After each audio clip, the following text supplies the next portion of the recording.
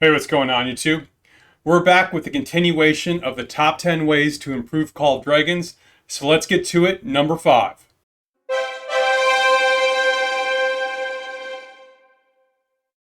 So at number 5, let's update these mechanics. Look, I'm on season, I think it's 14. We actually had an argument about whether we were on 13 or 14 today. But whatever, it's a late season, and yet many of these mechanics are still using the same mechanics that they used in season 1. And I think a great example of that is the Battle Pass that I get every season. It's really good value, but it's still got pretty much everything that it had in season 1 with one exception. And some of these things, like, come on, later seasons we don't need these anymore. For example, in a couple levels here, I'm going to pick up 60 hours of research speedups. Okay, it's great that I can use these for policies now, but still, this doesn't need to be on the Battle Pass anymore, right? You can see the most recent thing I picked up here is 45 hours of construction speedups. Okay, great, I can change a few of those in for training speedups at the start of every season, right? But if the only value of something is I can sometimes exchange some of it for something else, then it's not very good. Of course, we have had one update to the Battle Pass a few seasons ago. They put some additional artifacts in the gold chest, but we still need to update this again, right? They put Spring Blades and Dragon Scale and I think Heart of Kamasi in there. Okay, those are nice. And even with the Spring Blades and these other artifacts on here, they still don't have all of the Season 1 artifacts, like literally available in Season 1, available as an end of season reward for the Battle Pass. Like things like Visions of Sanctus, Breath of Gargantus, let's get them in here. All right, now the gold chest, they recently let us put the G2 heroes in the gold chest. That's great, I applaud that. Hey, how about we do the same thing for the artifact chest, right? The artifact still has all the G1 artifacts and nothing else in it. Now, over time, they have added a few new artifacts, Mana Stone Hunter, Mad Goblin Spoon, and Deathless Vines, I think. But we still don't have any of those other G1 artifacts in here. It's not going to break the game if you put the artifacts available in Season 1 and the season shortly thereafter it. We finished with G4. Let's at least get the G2 artifacts in here, all right? That seems reasonable to me. Let's update these old mechanics to reflect where the game is now.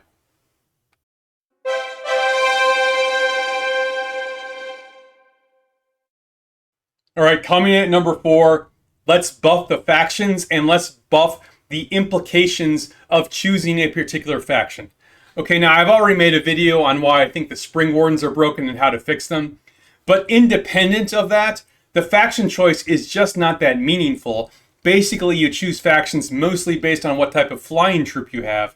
You get these small little bonuses down here. I mean, they're okay, but they really don't drive the faction choice. I want to buff these factions. I want to make the faction choice a more meaningful decision for the players. Okay, how do you do that? I think there's an obvious way. Every hero in the game is associated with one of the 3 factions. Like even a hero like Li Shanyan, who's a Draconian, but is associated with the League of Order. Okay, leaving that aside, let's say every time you send out a hero from your faction, if you're Wilderberg, maybe you get +3 physical attack. If you're the Spring Wardens, maybe you get +3 movement speed. If you're the League of Order, maybe you get +3% health, or something like that, all right? Incentivize us to send out heroes from our faction, and that'll make the faction choice more meaningful. Okay, so idea 1 is basically incentivize the player for sending out heroes from their faction. Idea 2 is incentivize the player to pair heroes together that are from the same faction. But the idea here is basically incentivize players for pairing heroes together from the same faction, give them a small buff for doing that. This idea would incentivize players to experiment with the meta a bit more to come up with new combinations. And so if you gave players a bonus for pairing heroes from the same faction together, that might shake up the meta a little bit. It might incentivize players to try some new combinations of heroes, and it would also make you at least think about what faction these heroes are from. Because right now we have every hero associated with a faction, and it's literally meaningless.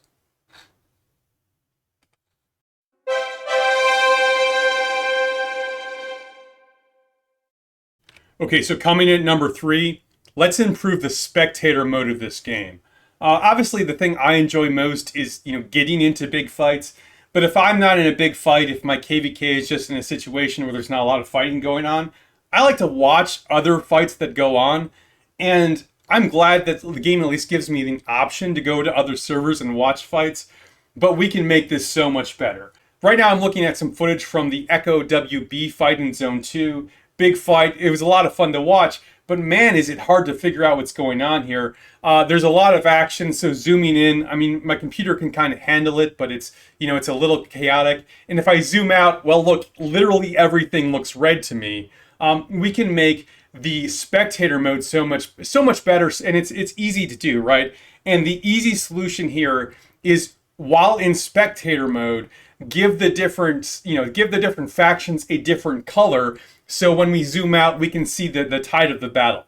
Okay, in a Dragonfall type system, that's super easy because there's only an A team and a B team, and you just give, one side's red and one side's blue.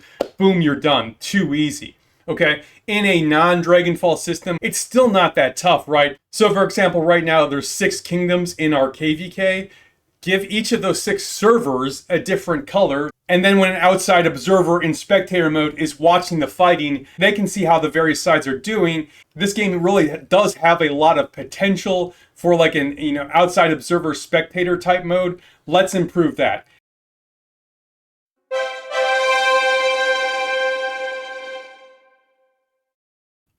All right, coming in at number 2, how about a new faction already?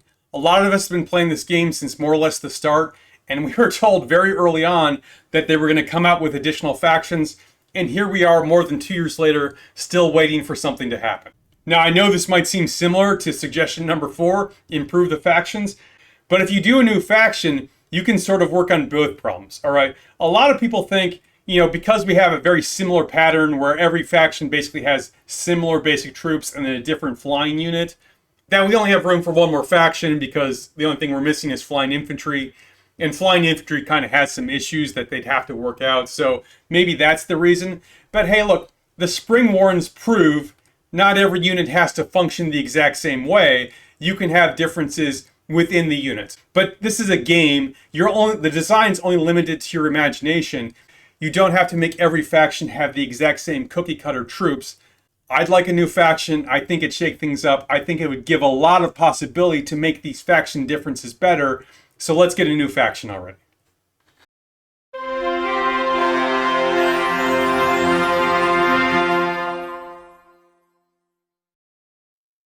All right, coming in at number 1, the number 1 way to make Call of Dragons better is back off on all this pay-to-win mechanics. Hey, I got it. That's how a game like this makes its money. But it's getting a little ridiculous at this point. Even a player like me is feeling the squeeze here. When this game first started out, what attracted a lot of people to it is it was substantially less pay to win than the other alternatives in the sphere, specifically Rise of Kingdoms. Boy, that is less and less true seemingly every update. I think there are a couple of great examples of this. The first is the SVIP or VIP 16. Hey, look, there was a lot of people like me that had all these VIP tokens sitting around, and we wanted something to do with it, and so they came out with another SVIP level. And when it first came out, it was nearly perfect. Every day, you basically got an extra warrant, you got some extra regeneration potions, and you got access to an SVIP store, which basically gave you a chance to dump your extra VIP for cosmetics. And I thought that was perfect, right? The extra warrant every day, that's a tangible benefit, as are the regeneration potions. But it's not game breaking. It doesn't tilt the battlefield massively. And then you can dump your extra tokens here for cosmetics. I think that's always the way to go in a game like this. Make pay to look pretty behind the paywall. Give people more or less an equal, fighting chance on the battlefield, right? You want to keep the pay to win stuff either as cosmetics or like get there faster, but you want to give everyone an equal chance. All right, but here's the thing, right? 24 hours, I don't know, maybe it was 36 hours after SVPI came out, they massively buffed it. Okay, you get an extra CP, fine. A little bit of RSS healing reduction cost, okay. Legion capacity, so now all my legions are 310,000 and your legions are 300,000. That's pretty significant. Legion attack, 10%, and it lets your production speed on top of it. There's an unrecoverable gap between SVIP 16 and VIP 15. And hey, look, this is not a case of like pay to get here faster. If you're not a heavy spender in the game, you're never getting to SVIP 16. I hated these buffs to it. I think it was one of the worst changes they've made. Okay, the other obvious example that they did recently was the exemplar system. Honestly, the exemplar idea, the concept was pretty good because I had all these legendary artifact cards sitting around doing nothing. One artifact would come out a season. Maybe I get it, maybe I wouldn't. But at most that consume, like 5 of my artifacts to upgrade or whatever. And I needed something to do with all my extra, Krata's Wrath, etc. So, hey, what a great idea. I can burn those for tokens to try and pull one of these exemplars. As a player who's a high spender in this game, I'm going to do better in this. I'm going to have more artifacts to burn. Hey, that's all great. So what's the problem? The problem is they lock this behind 2,000 pulls in the Forge of Light. Okay, later they added the seasonal artifact to that. Those are still heavy pay-to-win activities. A free-to-play player basically gets 5 of these artifact keys a week. Occasionally an event comes along that allows them to get a few more, but you're not getting to the exemplar system unless you are a heavy spender. That's just the facts of the situation. And here's the deal, right? If they hadn't done that, if they hadn't put this behind such a huge paywall, the spenders still would have had a big advantage here because they would have had, more artifacts to burn, more chances. We're doing the Forge of Light more. And so I'd have my 11 exemplars or whatever, and a free-to-play player might have 1 or 2. Right, so it's not like we would have been on an equal footing, but that free-to-play player would have, treasured that one exemplar they got. They'd be looking forward to their second one, a couple seasons from now. Right now, if you're free-to-play, if you're low spend, you are literally never getting here. What a huge disincentive to keep going. You are pushing players away from the game with this kind of system.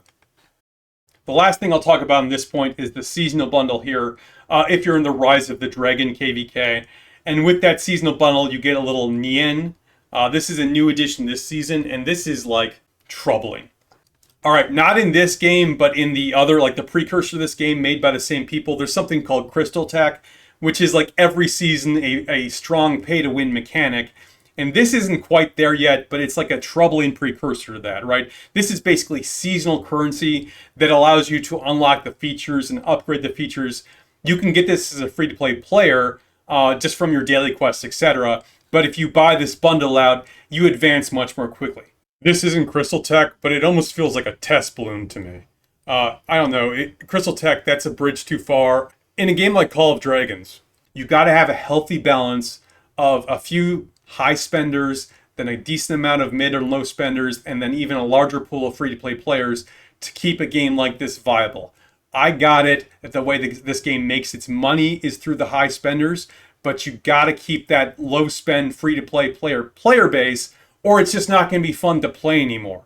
I want a healthy, vibrant game with a lot of players logging on, having fun.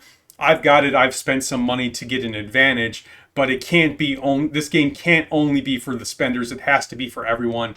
Back off on the pay-to-win mechanics. Make this game more free-to-play, low spender friendly. And hey, those are my suggestions to improving Call of Dragons. Disagree with me? Let me know in the comments below. And until next time, you stay classy, Belleron.